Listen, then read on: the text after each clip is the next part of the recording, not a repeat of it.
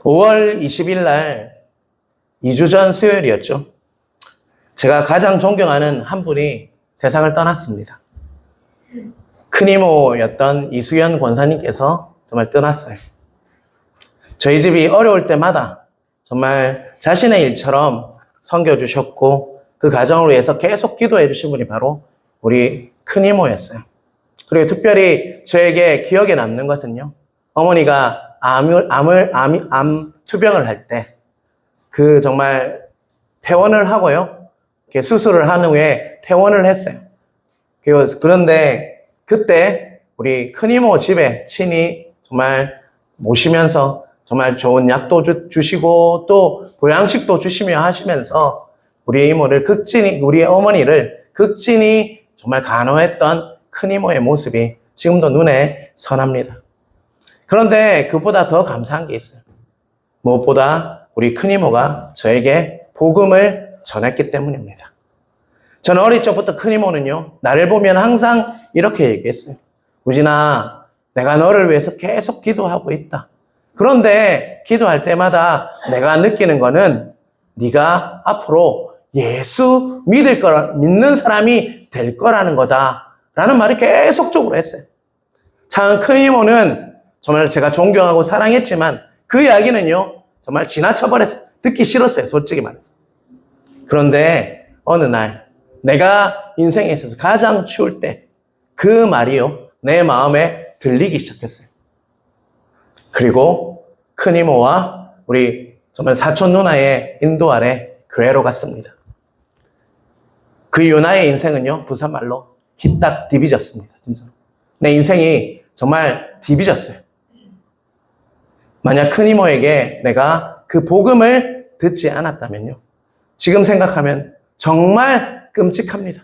정말 예수님을 믿지 않았다면요, 정말 끔찍하게 살았을 것 같아요. 그런데 큰 이모의 그 복음을 전하는 매번 볼 때마다 네 예수님 믿어야 된다. 예수님이 얼마나 좋은 분이죠. 십자가에 돌아가시고 니를 위해서 십자가에 돌아가셨다. 니를 구원하실 거다. 니 앞으로 예수 믿을 거다. 라고 말씀하신 그 복음 때문에 내가 살아났다는 것입니다. 나의 인생 가운데 최고의 기적은요, 제가 예수 믿고 하나님의 자녀가 된 것이라고 할 수가 있습니다. 사랑하는 성도 여러분, 한번 생각해 보십시오. 우리는 죽었다 깨어나도 결코 예수를 믿은 사람이 아니라는 것입니다. 아담과 하와가 죄를 지었어요. 그런데 성경에는 그 죄 때문에 우리가 죄인이래요. 두 번째, 2000년 전에 내가 태어나지도 않았어요. 그런데 그때 예수님께서 십자가에 정말 피를 흘리시고 돌아가심으로 내 죄가 사해졌답니다. 여러분, 그게 믿어지세요? 또 예수님이 십자가에 흘린 피가, 그 보혈이 내 죄를 사한다고 합니다. 또 예수님을 믿으면요 천국 간다는데, 여러분 천국 가보신 분 있어요? 그런데 예수 믿으면 천국 간대요. 여러분, 이 이야기들은요 결코 믿을 수 없는 이야기들이에요. 그런데 정말 놀라운 사실은요, 이 모든 사실들이요, 그 복음의 내용들이 하나하나 깨달아지고 하나하나 믿어졌다는 것입니다. 그래서 우리는 예수 그리스도를 영접하고 지금은 하나님의 자녀가 되어서 하나님의 자녀로 누리며 살아가고 있다는 것입니다. 사랑하는 성도 여러분, 이것보다 더 큰 기적이 어디 있겠습니까? 죽은 자가 살아나고 불치병이 낫는 그 기적보다 가장 큰 기적은요 무엇이냐? 바로 우리가 예수 믿고 구원받아서 정말 영생을 누리며 천국을 갈 수 있는 그 모든 것이요 최고의 기적임을 깨닫는 은혜가 있길 주님의 이름으로 축원합니다. 한번 띄워주시겠어요? PPT. 영국의 유명한 산부인과 의사인 제임스 영 심프슨이에요. 제임스 영 심프슨. 1947년에 클로로포름이라는 마취제를 발견한 사람이 바로 이 사람입니다. 이전에는 에테르라는 그 정말 용액을 썼는데 그 부작용이 너무 심했어요. 그런데 바로 그 부작용을 시험하기 위해서 이 사람은요, 제임스 영 심프슨은요, 자신이 직접 그 가스를 마치고 실신했다가 깨어나는 일을 경험했어요. 그래서 이거는 마취제로 쓰면 되겠구나. 그래서 클로로포럼을 발견했어요. 그가 클로로포럼이라는 그 마취제를 발견한 후에 자신의 모교인 에딘버러 대학교에서 강의를 할 때였습니다. 어느 날 한 제자가 그에게 질문을 했어요. 교수님의 생애를 통틀어 가장 위대한 발견은 무엇이라고 생각하십니까? 제자는요, 아마 이런 대답을 정말 기대했을 거예요. 내가 발견한 클로로포럼이지, 그 마취제가 가장 큰 정말 발견이지 라고 말했을 것이라고 예상하면서 그 질문을 던졌어요. 하지만 심푸스는요, 학생을 바라보며 이렇게 말했습니다. PPT 띄워주세요. 내 생애 가장 위대한 발견은 내가 지옥에 갈 수밖에 없는 큰 죄인이라는 사실과 예수 그리스도께서 나를 구원하신 위대한 구세주라는 사실을 깨달은 것이네 라고 대답을 했다고 합니다. 여러분, 이 대답에 대해서 여러분은 어떻게 생각하십니까? 내 생애 가장 위대한 발견은 내가 지옥에 갈 수밖에 없는 큰 죄인이라는 사실과 예수 그리스도께서 나를 구원하신 위대한 구세주, 구원자라는 사실을 깨달은 것이네 라고 대답했다고 합니다. 그렇습니다. 우리 인생의 가장 위대한 발견은요, 바로 예수 그리스도십니다. 그리고 우리 인생의 최고의 기적은요, 바로 내 자신이요, 예수 그리스도를 믿은 것입니다. 그것을 믿으시는 은혜가 있길 주님의 이름으로 축원합니다. 여러분, 내 인생 최고의 발견이 바로 예수 그리스도이고 또 예수님을 믿는 것이 내 생의 최고의 기적이라고 믿는 사람은요, 어떻게 살아야 하냐? 바로 우리가 이 땅을 살면서 내 옆에 있는 사람들에게 무엇을 전해야 하냐면 복음을 전해야 한다는 것입니다. 예수 그리스도를 전해야 한다는 것입니다. 우리 큰 이모가 나에게 예수 그리스도를 복음을 전해서 우리 가정이 예수를 믿게 된 것 같이 예수님을 전해야 한다는 것입니다. 그런데 너무 많은 사람들이요, 예수님을 전하지 않고 있다는 사실입니다. 지금 한국 교회는요, 마치 유럽 교회를 닮아가고 있어요. 그냥 닮아가는 것이 아니라 너무나도 빠른 속도로 유럽에 있는 교회를 닮아가고 있다는 것입니다. 생활이 안정되고 먹고 살만하니까 이제 점점 복음의 그 원시성, 복음의 능력을 잃어버리고요, 복음을 증거하는 일에 등한시한다는 것입니다. 복음과 점점 멀리 한다는 것입니다. 그냥 복만 받으면 돼요. 예수 믿고 복만 받으면 돼요. 복음을 증거하는 일에는 등한시한다는 것입니다. 그리고 복음을 전하지 않는 이유는 여러 가지가 있어요. 어떤 분은 내가 복음을 전하지 않아도 하나님께서 이 사람을 구원하기로 예정하셨다면 하나님께서 구원할 일이지 내가 꼭 전도를 해야 하냐? 복음을 전해야 하냐? 라고 질문하는 사람이 있어요.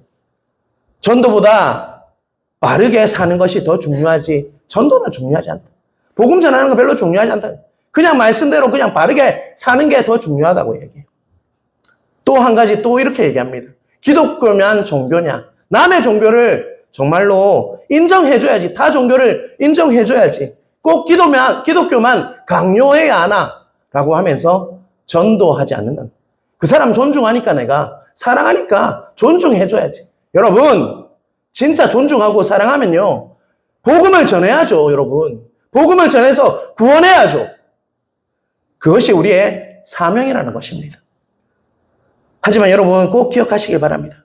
복음을 전하지 않으면요, 누구도 하나님의 능력을 경험할 수가 없다는 것입니다. 로마서 1장 16절 같이 읽겠습니다. 내가 복음을 부끄러워하지 아니하노니 이 복음은 모든 믿는 자에게 구원을 주시는 하나님의 능력이 됨이라. 먼저는 유대인에게요 그리고 헬라인에게로다. 생명을 살리는 일을 등한시하면요, 반드시 죽게 되어 있습니다. 생명이 생명을 낳게 되어 있기 때문입니다. 아무리 모태신앙이고 교회에 직분이 있을지라도, 교회에서 봉사를 많이 할지라도요, 생명을 살리는 일에 등한시하면요, 반드시 생명이 쇠퇴하게 되어 있어요. 점차로 그 생명력이 줄어들게 되어 있다고요. 복음의 야성이 사라지면요, 교회가 쇠퇴하고 타락할 수밖에 없습니다. 사랑하는 성도 여러분, 어떤 교회가 건강해지고 성장하던가요?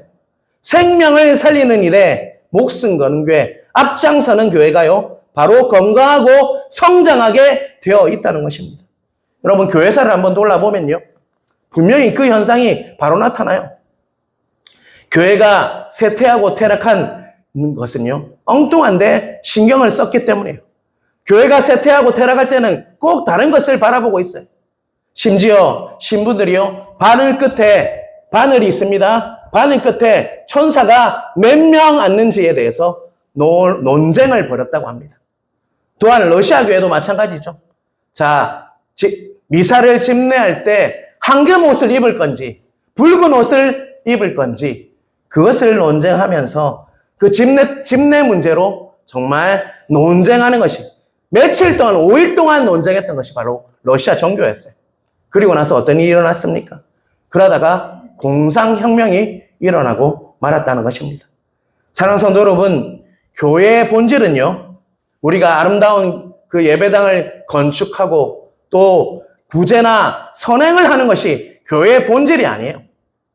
교회의 본질은요, 죽은 영혼을 살리는 데 있습니다. 그것을 깨닫는 은혜가 있게 주님의 이름으로 축원합니다. 교회의 본질은 뭐라고요? 죽은 영혼을 살리는 데 있다는 것입니다. 다시 말해서 죽은 영혼을 살리고 또 하나님 나라를 확장시키는 것이 교회의 본질이지, 정말 그 본질을 위해서 선행도 하고 구제도 하는 것이라는 것입니다.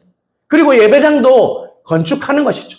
그 본질을 정말 소화하기 위해서 교회가 예배당도 짓고 구제도 하고 정말 선행도 하는 것이지, 정말 죽은 영혼을 살리는 것을 잃어버리면 그 본질을 잃어버리는 것이라는 것입니다. 여러분, 자신 한번 돌아보십시오. 우리 교회를 한번 돌아보십시오. 지금 과연 어떤 방향으로 가고 있습니까? 고린도전서 9장 16절 앞부분을 같이 읽겠습니다. 내가 복음을 전할지라도 자랑할 것이 없으면 내가 부득불 할림이라. 사도 바울은요, 전도에도 복음을 전해도요, 자랑할 것이 없다. 자랑할 필요가 없다라고 이야기합니다. 내가 부득불 할림이라 라고 이야기해요. 여러분, 부득불 할림이라 이 이야기를 정말 한국어로 번역을 하니까 이게 정말 그 힘이 없어요. 마치 조금 한국말로 번역하니까 조금 소극적인 내용같이 들려요. 그런데 NIV 영어 성경을 보면요, 이렇게 나와 있습니다. PPT 띄워주세요. I am comforted to preach라고 되어 있어요. 이 말은요, 영어는 알 필요 없어요. 어떤 뜻이냐면 나는 전도하지 않고는 베길 수가 없다는 뜻이에요. 나는 전도해야 하는 강한 그 사명을 정말 불일 듯 느꼈다. 이 말이 내가 부득불할 일입니다.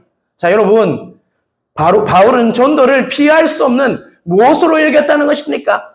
사명으로 여겼다는 것입니다.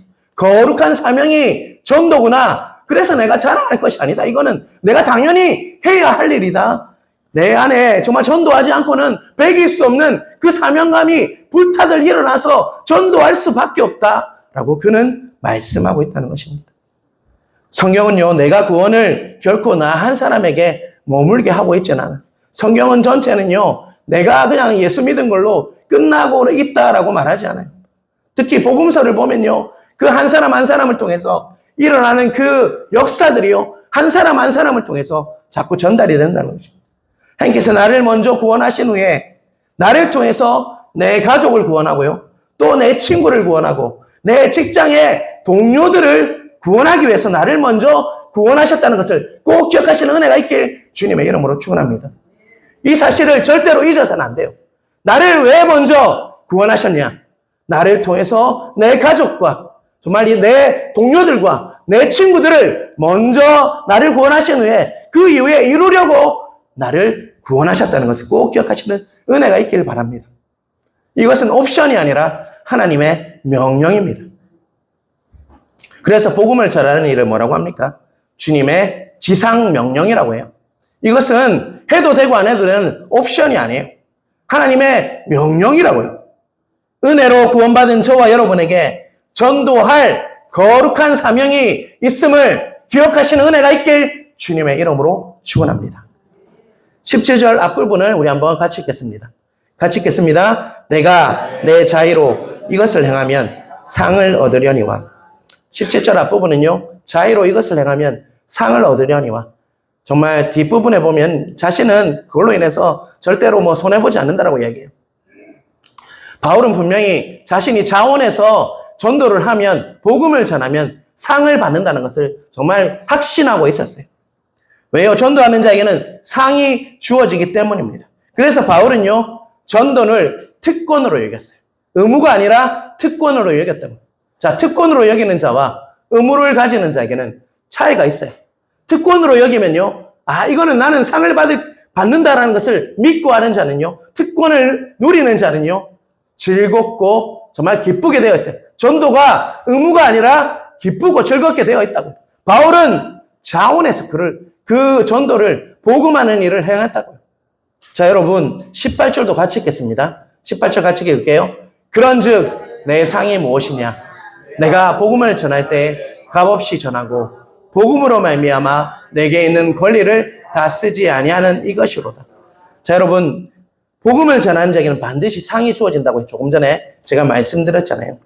이 상은요, 두 가지가 있어요. 첫째는요, 이 땅에서 누릴 상이 있어요.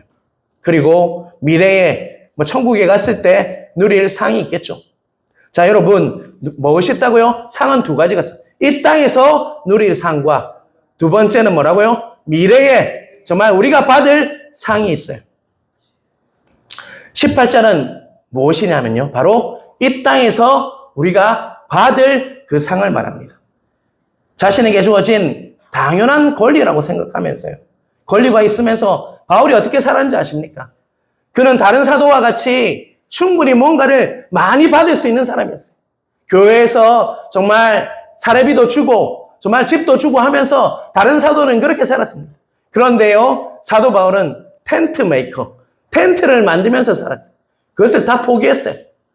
그냥 자신이 그냥 복음 전하는 게 너무 값지고 너무나도 행복하고 특권이라는 것을, 이것은 내가 자원해서 하면 나에게 상이 주어진다는 그 특권으로 여기면서 즐겁고 정말 영적인 기쁨을 누리면서 했기 때문에 다른 상급은 필요 없다라고, 다른 것은 다 필요 없다.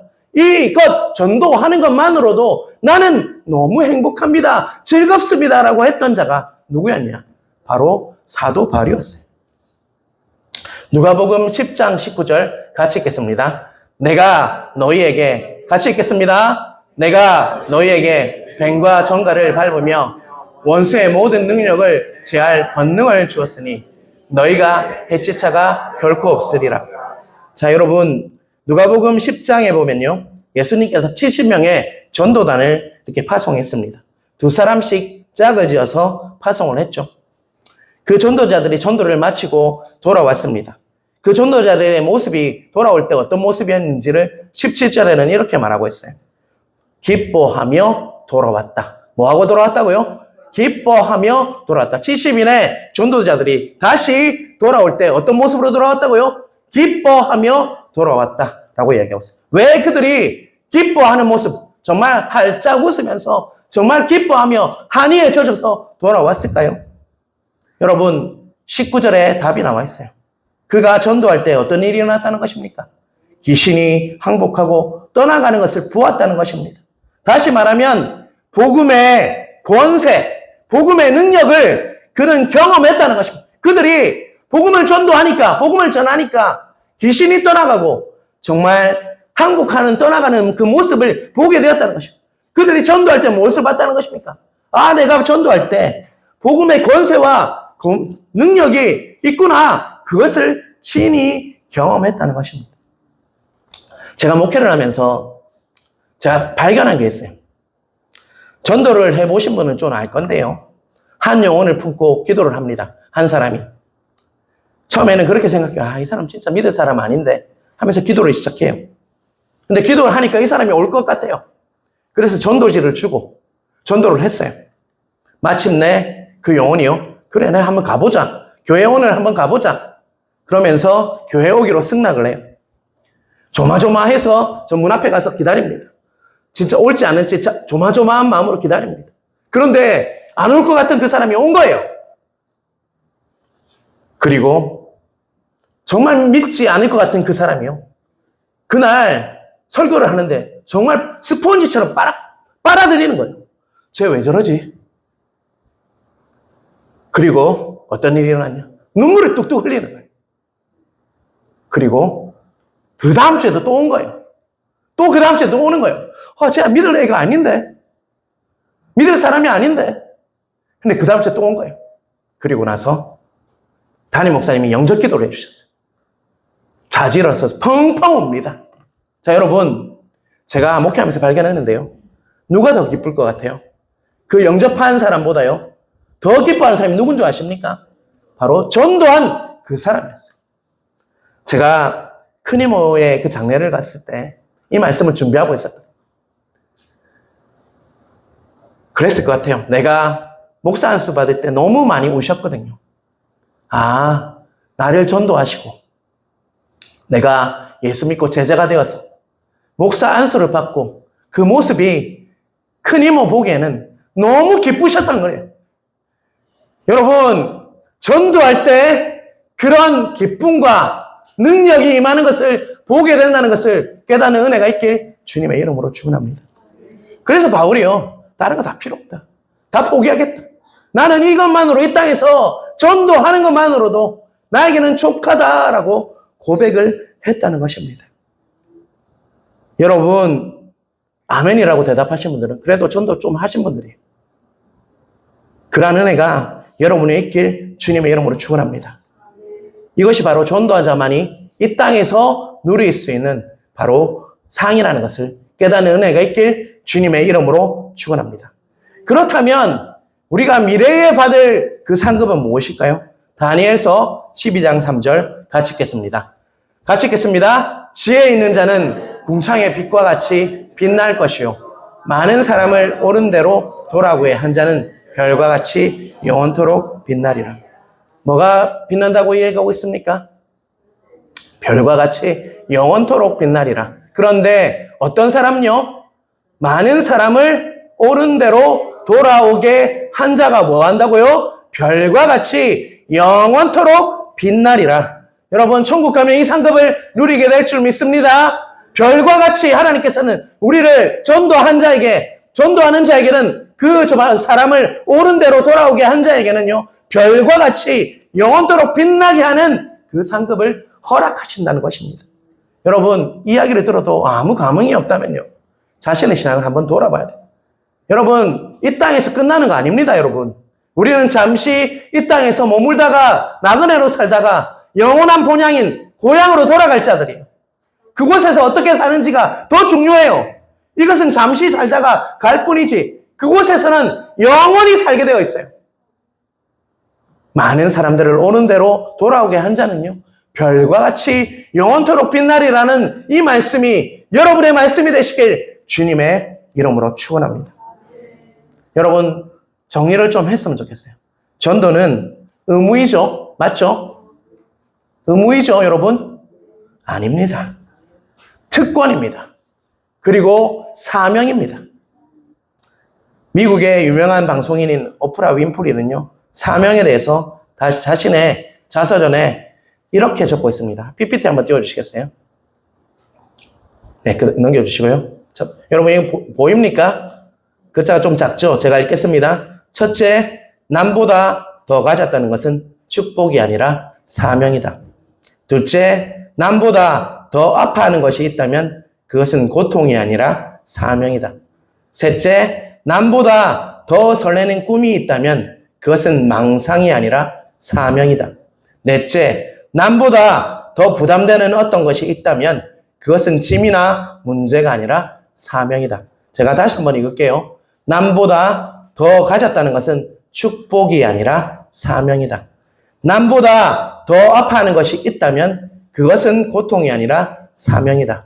남보다 더 설레는 꿈이 있다면 그것은 망상이 아니라 사명이다. 남보다 더 부담되는 어떤 것이 있다면 그것은 짐이나 문제가 아니라 사명이라. 오프라 윈플리의 신앙은 저는 반대합니다. 그는요, 정말로 다른 신앙의 모습을 취하고 있어요. 범신론적이고요, 어찌 보면 자아실현적인 그런 신앙을 가지고 있는 자입니다. 그래서 그의 신앙을 저는 극구 부인합니다. 우리 신앙과 같지 않기 때문입니다. 하지만 이 이야기를요, 우리의 성경 안에서 바라보면요, 굉장히 괜찮은 말이에요. 남보다 더 가진 사람들이 있어요. 그건 축복이 아니라 사명을 이루라고 주신 거예요. 그리고 또한 남보다 더 아파하는 것, 고통을 많이 겪고 고난을 더 많이 겪은 사람들이 있잖아요. 그건 왜 그런 줄 아십니까? 사명을 주시기 위함이에요. 또 남보다 더 설레는 꿈이 있다면요, 뭔가 자꾸 기도할 때마다 생각나는 것이 있어요. 그것이 사명이에요. 또한 남보다 더 부담되는 게 있어요.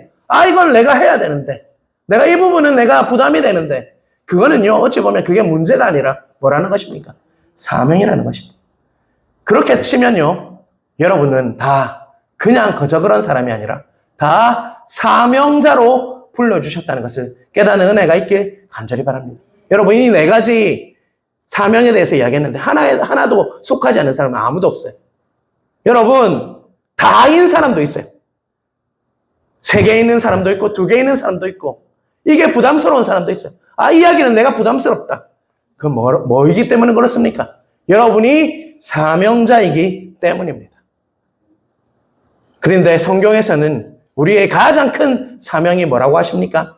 오늘 본문을 통해서 뭐라고 하십니까? 우리가 뭐 하는 겁니까? 복음을 전하는 일이다. 우리에게 말씀하고 있다는 것입니다. 여러분, 이런 설교를 하면요, 대답도 안 해요, 잘.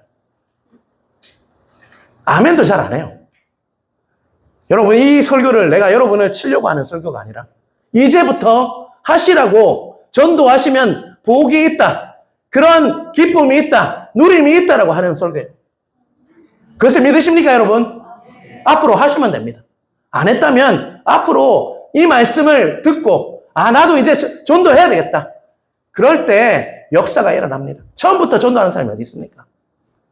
이제부터 이 말씀을 정말 나에게 적용하십시오. 나는 사명자구나, 나는 정말 전도하는 특권을 누리는 자구나 라고 하시면서 옆에 있는 가족부터 구원하십시오. 그리고 직장 동료를 구원하십시오. 그리고 이웃을 구원하십시오. 또 교회에 연약한 지체가 있다면 그분을 살려내십시오. 그게 우리의 사명이에요. 자, 부담을 가지는 사람들은 아멘 안 한 거잖아요, 여러분. 부담이 뭐라고 했습니까? 남보다 더 부담되는 어떤 것이 있다면 그게 뭐라고 했습니까? 사명이에요. 대답 안 하신 건 부담 때문이잖아요. 여러분, 이제부터 시작하시면 됩니다. 150일 남았어요. 154일 남았어요. 우리가 꼭 해야 할 일은, 교회의 본질이 뭐라고 했습니까? 죽은 영혼을 살리는 거예요, 여러분. 다른 게 아니에요. 선행과 구제는 그 다음 일이에요. 우선순위가 죽은 영혼을 살리는 거예요. 여러분도 죽었던 영혼들이었어요. 누가 복음을 전했기 때문에 살아난 겁니다. 그런 역사를 나를 통해서 이루어야죠. 그게 우리가 해야 할 일임을 깨닫는 은혜가 있길 주님의 이름으로 축원합니다. 찬송가 508장 여러분 보면요, 자, 우리 한번 읽어볼까요? 저 노란 글자. 이 복음을 전하라. 우리에게 부탁하셨네. 주에게 부탁하신 일. 천사도 흠모하겠네. 자, 여러분, 누가 흠모한다고요? 복음을 전하는 걸 누가 흠모하고 있다고요? 천사도 일을 하고 싶은데 하나님께서는 누구에게 맡기신 것 같습니까? 우리에게 맡기셨다는 겁니다. 자, 천사가 흠모한다는 말은 그만큼 그 복음 전하는 일이 뭐하다는 겁니까? 귀하다는 거예요. 귀하다는. 천사도 흠모할 만큼 나도 저 일을 했으면 좋겠다 라고 하는데 누구에게 맡기셨어요? 하나님께서는요, 그 복음 전하는 일을요, 우리 각자에게 맡기셨어요. 한 명도 예외 없어요. 나는 아주 신앙이 약하니까. 그거 아십니까? 신앙 약한 자가 더 전도 잘하는 거. 초신자들이 더 전도 잘해요. 뭔가 이제 신앙의 연수가 차면 찰수록 자꾸 재거든요. 그런데 초신자들은 재지 않아요. 그냥 해요. 야, 교회 가자. 교회 가자. 좋다. 이 말 한마디 못합니까, 여러분? 그걸로부터 전도는 시작됩니다. 전도는요, 우리의 특권이고 기뻐해야 할 일이며 즐거워할 일이며 또한 옵션이 아니라 명령임을, 그리고 사명임을 깨닫는 은혜가 여러분의 있길 주님의 이름으로 축원합니다.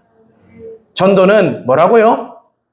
기뻐해야 할 일이고 즐거워해야 할 일이고 옵션이 아니라 바로 우리에게 명령하신 것이고 우리의 특권이며 우리의 사명임을 깨달으심으로 정말 먼저 내 옆에 있는 사람들을 한번 돌아보십시오. 기도하십시오. 우리 가족 중에 아직도 예수님을 믿지 않는 사람이 있다면요. 전도하고요. 또 직장으로 가시면 직장에 내 옆에 있는 분들이 있어요. 그분들을 모시고 오십시오. 그리고 복음을 전하십시오. 내가 못하니까 목사님이 대신 전해주잖아요. 그리고 그 사람이 예수 믿으면 얼마나 기쁜지 몰라요. 그 기쁨을 여러분이 누리셨으면 좋겠어요. 바울이 이 땅에서 누릴 특권이 바로 나는 복음 전도하는 것만으로도 족하다라고 그는 고백했어요. 다른 권리를 다 포기했어요. 친히 천막을 만들면서 손에 송곳이 찔리고 정말 그 천막이 가죽으로 만드는 천막이에요. 그런데 낮에는 그 천막을 만들고 밤에 복음을 전하는 일을 바울이 했다고요. 왜 그랬을까요? 그 정말 하는 일 자체에 즐겁고 기쁘고 하나님 주시는 그 능력이 임한다는 것입니다. 그러한 은혜를 여러분이 경험하시는 은혜가 여러분 각자에게 있으시길 주님의 이름으로 축원합니다.